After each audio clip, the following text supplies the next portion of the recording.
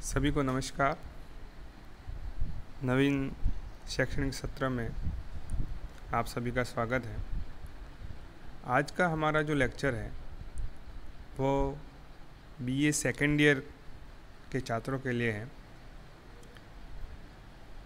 वर्तमान परिस्थितियों को देखते हुए प्रथम वर्ष के सभी छात्रों को द्वितीय वर्ष में प्रमोट किया गया है। तो आज हम हमारे सिलेबस को थोड़ा देख लेते हैं, थोड़ा जान लेते हैं कि हमें इस वर्ष क्या क्या पढ़ना है।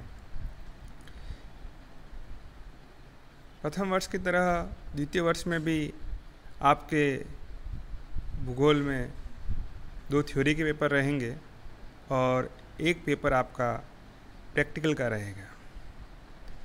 थ्योरी का जो पहला पेपर है वो जैसा आप स्क्रीन पर देख पा रहे होंगे, वर्ल्ड रीजनल ज्योग्राफी के बारे में है।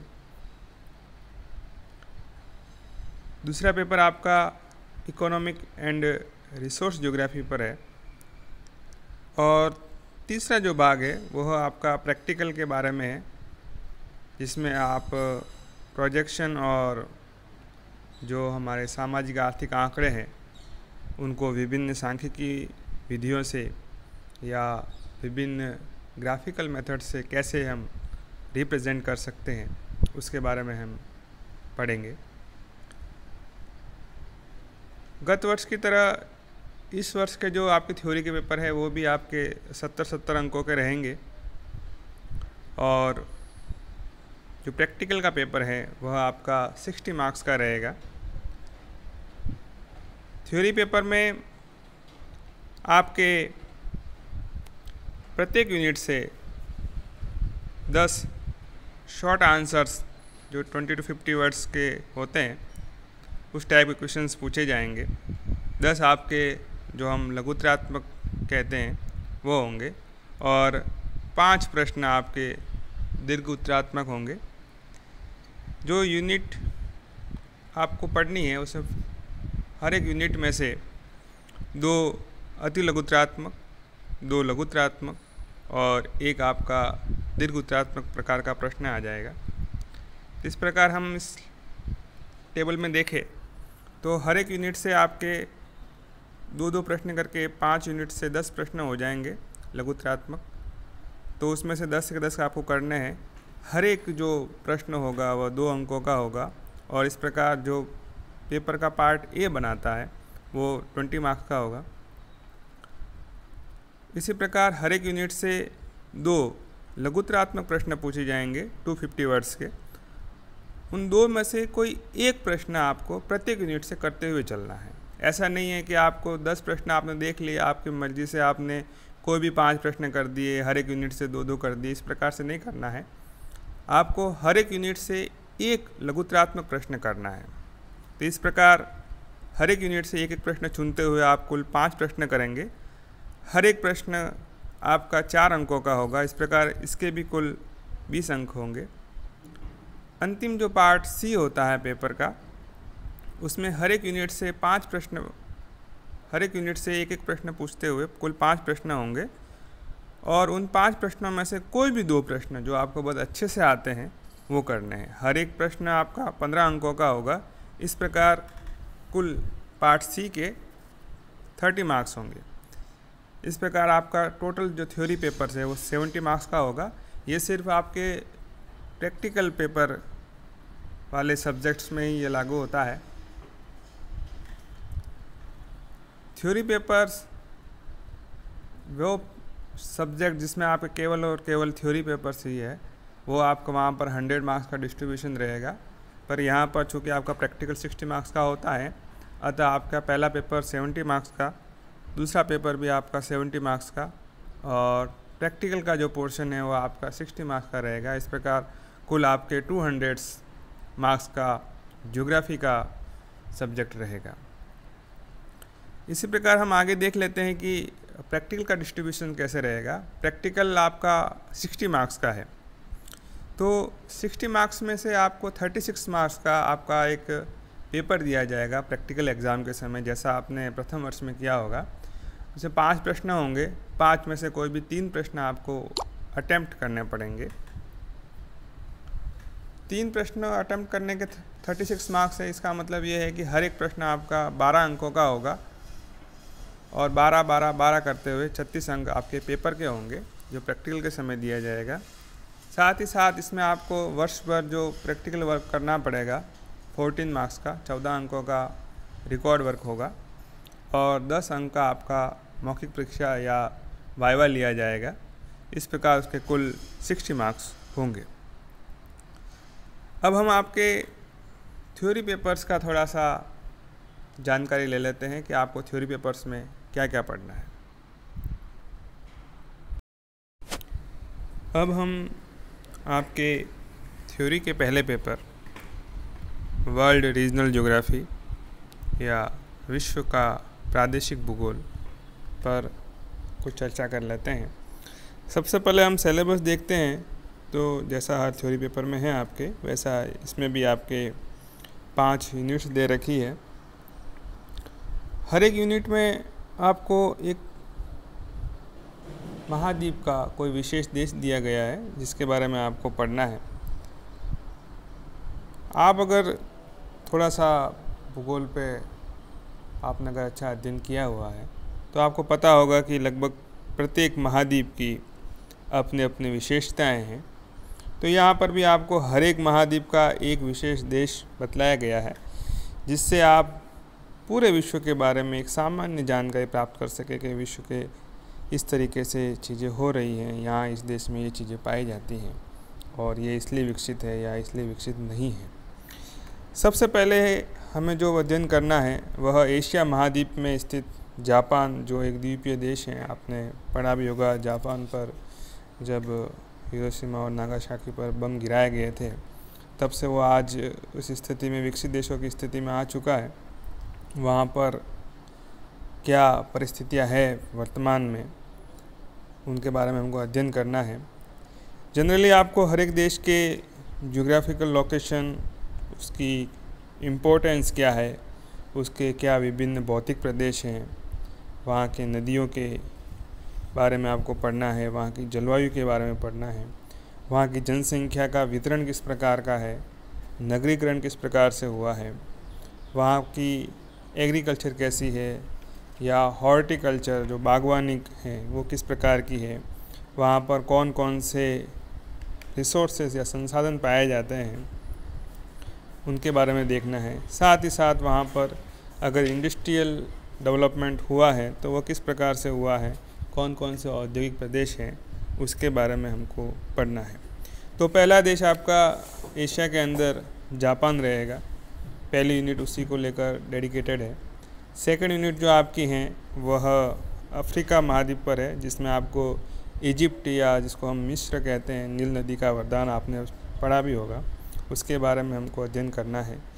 तीसरा जो देश है, विश्व का सबसे ताकतवर देश माना जाता है, यूनाइटेड स्टेट ऑफ अमेरिका, उत्तरी अमेरिका के अंतर्गत आता है, उसको हम पढ़ेंगे तीसरी यूनिट में। चौथी यूनिट आपकी ब्राज़ील है, जो लगभग भारत के समानांतर स्थिति को रखता है, दक्षिणी अमेरिका के अंदर का एक देश है। पाँचवीं यूनिट के अंदर यहाँ थोड़ा टाइपिंग एरर है, इसलिए यहाँ 4th लिखा हुआ है। आपको यूरोप के अंदर फ्रांस और ओशिनिया के अंतर्गत आपको न्यूजीलैंड के बारे में अध्ययन करना है। तो हम हर एक देश को बारी बारी से करते हुए चलेंगे। तो आप एक बार ये काम कीजिएगा कि आपके पास अगर एटलस नहीं हो तो एटलस ख़रीद लीजिए, ताकि हमको पढ़ने में थोड़ी आसानी रहेगी, आपको भी एक जनरल आइडिया रहेगा कि कौन सा देश विश्व में कहाँ पर अवस्थित है। अब हम आपके पेपर सेकंड को देख लेते हैं। इसका नाम है इकोनॉमिक एंड रिसोर्स ज्योग्राफी, आर्थिक एवं संसाधन भूगोल। इस विषय के अंतर्गत या इस पेपर के अंतर्गत हमें विभिन्न आर्थिक क्रियाओं और विभिन्न संसाधनों का भौगोलिक दृष्टि से अध्ययन करना है। दूसरे पेपर की तरह इस पेपर में भी आपके 5 यूनिट्स है। पहली यूनिट आपको इकोनॉमिक ज्योग्राफी की सामान्य परिभाषा और वर्तमान में उसमें क्या रिसेंट ट्रेंड्स चल रहे हैं, उसका क्या क्लासिफिकेशन ऑफ इकोनॉमीज़ क्या है, कौन कौन से सेक्टर्स है, आर्थिक क्रियाओं का पर्यावरण पर क्या प्रभाव पड़ता है उसके बारे में है। दूसरी यूनिट आपको जो प्राकृतिक संसाधन है उनके अर्थ और वर्गीकरण से परिचित करवा रही है। इसमें हमें किस प्रकार से रिसोर्सेज का कंजर्वेशन करना चाहिए और कौन कौन सी जो प्रमुख एक्टिविटीज़ है, इकोनॉमिक एक्टिविटीज़ है, जैसे mining, forestry, agriculture, industry, trade and transport, इसके बारे में सेकंड यूनिट में हम अध्ययन करेंगे। तीसरी यूनिट आपको एग्रीकल्चर से रिलेटेड है कि एग्रीकल्चर के कौन कौन से प्रकार हैं, एग्रीकल्चर किस प्रकार से प्रभावित होती हैं और प्रभावित करती हैं। साथ ही साथ आपको चावल, गेहूँ, कॉटन या कपास, रबड़, कॉफ़ी और टी का विश्व में क्या वितरण है, किस प्रकार से इसका कितना उत्पादन होता है और अंतर्राष्ट्रीय व्यापार किस प्रकार से होता है, ये आपको यूनिट 3 के अंतर्गत पढ़ना है। यूनिट 4 में आपको जो भी बेसिकली मिनरल्स है और विभिन्न इंडस्ट्रीज़ है उसके बारे में पढ़ना है। मिनरल्स में आप आयरन ओर या लोहा एस्क और बॉक्साइट के बारे में पढ़ेंगे। इसके अलावा आपको कोयला, पेट्रोलियम और विद्युत जो हाइड्रो इलेक्ट्रिसिटी है, जल विद्युत है, उसके बारे में पढ़ना है। इसी प्रकार इंडस्ट्रीज़ में आप आयरन एंड स्टील इंडस्ट्रीज़ के बारे में पढ़ेंगे। केमिकल एंड सीमेंट इंडस्ट्रीज़ का अध्ययन करना है। साथ ही साथ आपको कपड़ा और जलयान निर्माण इंडस्ट्रीज उद्योगों के बारे में पढ़ना है कि किस प्रकार से इनका वितरण है, क्या कहाँ ये पाई जाती है, कितना प्रोडक्शन होता है और साथ ही साथ इनसे जो प्रोडक्ट बनता है उसका क्या व्यापार होता है, ये भी आप 4थी यूनिट के अंतर्गत पढ़ेंगे। 5 यूनिट आपको बेसिकली ट्रेड से रिलेटेड है कि विश्व में कौन कौन से प्रमुख परिवहन के मार्ग हैं, कौन कौन से मार्गों से कौन कौन से वस्तुओं का आयात और निर्यात होता है। साथ ही साथ आप वर्ल्ड ट्रेड ऑर्गेनाइजेशन और WTO जिसे कहते हैं उसका वैश्वीकरण में क्या संबंध है वो पढ़ेंगे। साथ ही साथ आप WTO और वैश्वीकरण का जो विकासशील देश है, जैसे भारत जैसे विकासशील देश है, उस पर क्या प्रभाव पड़ रहा है उसके बारे में हम अध्ययन करेंगे।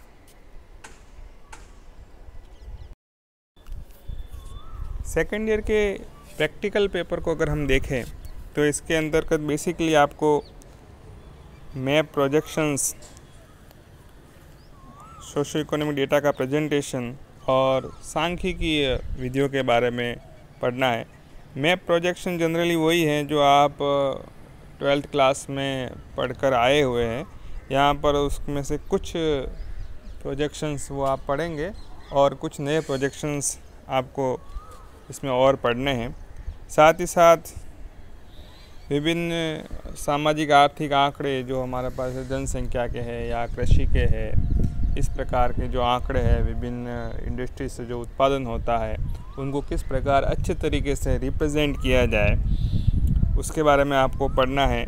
इसमें आप विभिन्न प्रकार के मैप्स पढ़ेंगे, विभिन्न प्रकार के डायग्राम्स पढ़ेंगे, विभिन्न प्रकार के ग्राफ्स पढ़ेंगे और वो कैसे बनाया जाना चाहिए, क्या क्या बातों का ध्यान रखा जाना चाहिए, वो सभी इसके अंतर्गत हम पढ़ेंगे। इसके बाद सांख्यिकी विधियों की बात करें तो मुख्य रूप से आपको समांतर माध्य, माध्यिका, बहुलक, standard deviation, coefficient of variation, rank correlation, product moment correlation, इसके बारे में आपको अध्ययन करना है। अब हम देखें कि यह प्रैक्टिकल्स का जो फाइल बनाएंगे वो आप ध्यान रखें कि जो आपकी ड्राइंग शीट होती है जिस पर आपने प्लेन टेबल सर्वे किया होगा उसका 1/4 पार्ट, उसका 1/4 भाग जितनी लंबाई चौड़ाई होती है उतनी लंबाई चौड़ाई की आपकी जो प्रैक्टिकल की शीट होगी वो होनी चाहिए। इससे ना तो ज़्यादा बड़ी होनी चाहिए ना ज़्यादा छोटी होनी चाहिए, इस बात का विशेष रूप से ध्यान रखें। प्रैक्टिकल पेपर्स की जो मार्किंग है वो आपको बताई दी गई है कि किस प्रकार से यह मार्किंग की जाएगी।